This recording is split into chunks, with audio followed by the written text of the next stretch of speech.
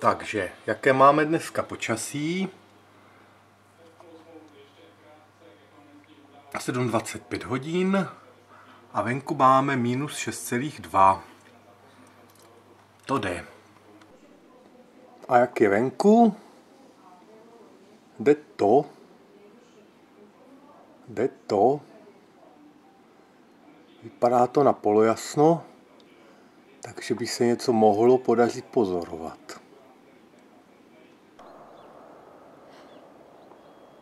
Tak a už nám vychází sluníčko.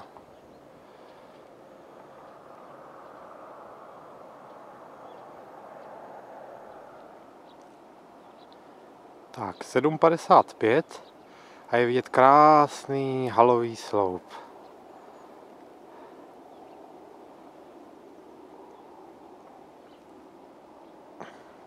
Zatmění by mělo začít za zhruba 12 minut. Tak uvidíme, jestli něco uvidíme. Tak a toto je pohled na moje pozorovací stanoviště. Takže jaké tu máme vybavení? Máme tu fotoaparát s 10násobným zoomem. No tak, zaostří se potvoro. S 10násobným zoomem. Dále, to je důležité, samozřejmě stativ, o tom jsem ani nemluvil. Dále jsou důležité rukavice, protože mrzne. Pak sluneční filtr, speciální, pochromovaný. A samozřejmě brýle na zatmění. A takhle vypadá naše krásné sluníčko přes sluneční filtr, který jsem vám před chviličkou ukazoval. Zatím čisté jako slovo boží.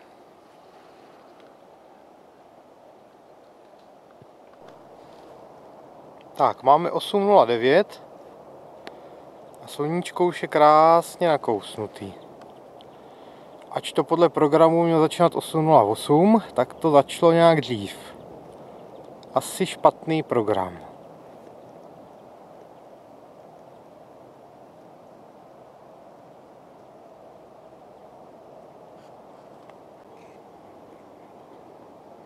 Takže máme 8:25 a vidíte, že měsíc už ukousl poměrně velkou část ze slunečního kotouče. Odhadem tak 20%. Samozřejmě myšleno z průměru. Maximum dnešního zatmění by mělo být cca 80%. Takže bychom měli vidět, pokud počasí dovolí, velice uzoučký srpek slunce. To nás čeká asi za hodinu. Ale jak říkám, pokud počasí dovolí, zatím to vypadá, že se nasunuje sice nekompaktní, ale oblačnost od západu, tak uvidíme, jak to celé dopadne.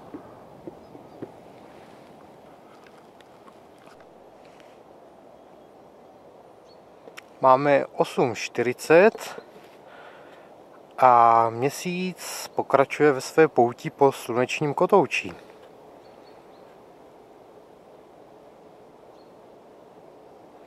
Oblačnost prozatím naše zatmění neohrožuje, spíše se nad náma rozpouští, takže to je vynikající.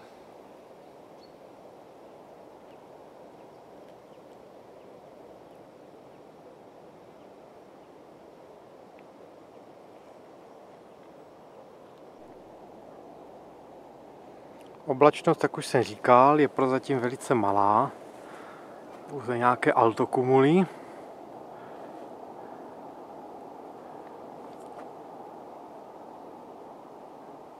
Nad západem je to poněkud horší, ale možná nás to neohrozí, alespoň ne tu největší fázi zatmění.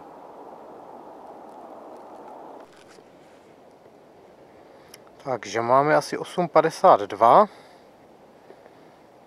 a jak vidíte, tak odhadem zhruba polovina slunečního kotouče už je zakrytá, myslím 50% průměru. slunečního kotouče.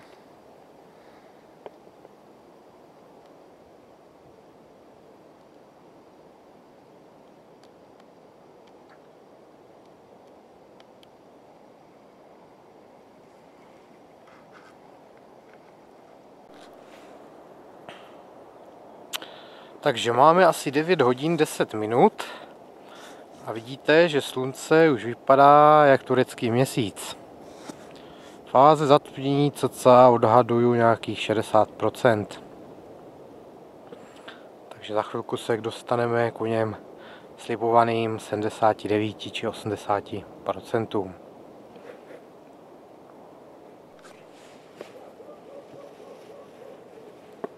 Takže máme asi 9:19 a ze sluníčka se stala taková jakoby kolébka.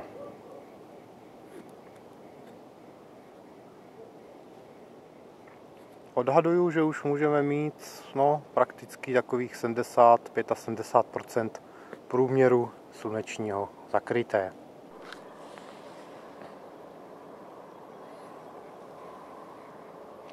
Takže máme 9:27 a patrně nastává největší fáze zatmění, tedy zhruba 79–80%. Takže od této chvíle už bude měsíce slunečního kotouče směrem doleva dolů odstupovat.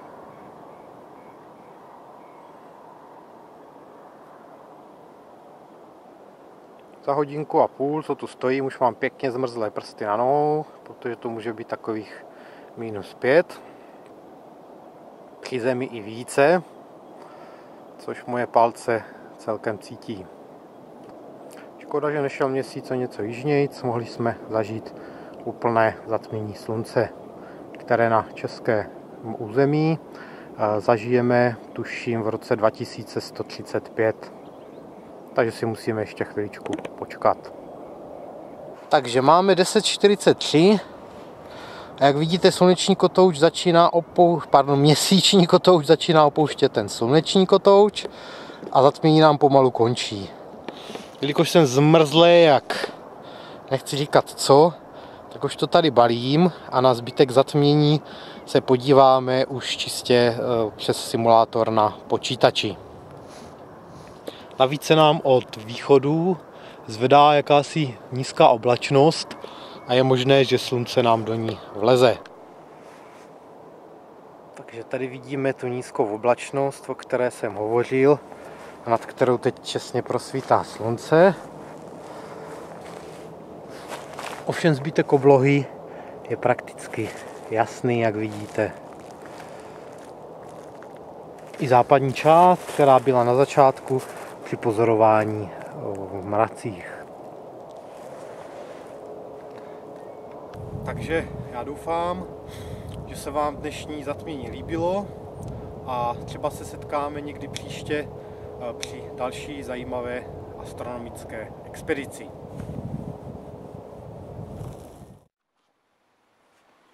Takže na závěr se podíváme ještě na zatmění pomocí programu SkyTech 3.0.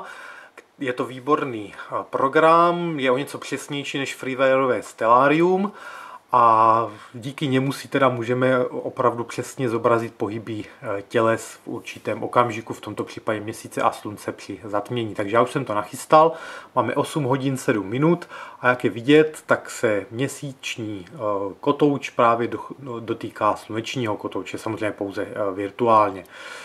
Přidáme 1 hodinu a také několik minut a zobrazíme si tak maximální fázi zatmění, která nastává zhruba v 9 hodin 29 minut.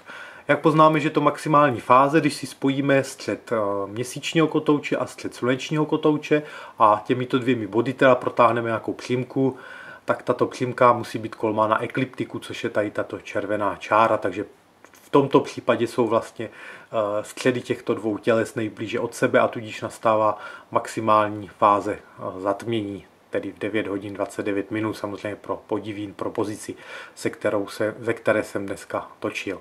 Přidáme opět hodinku a zase několik minut a podíváme se na závěr tohoto dnešního zatmění a vidíte, že poslední kontakt nastává zhruba v 10 hodin 56 minut.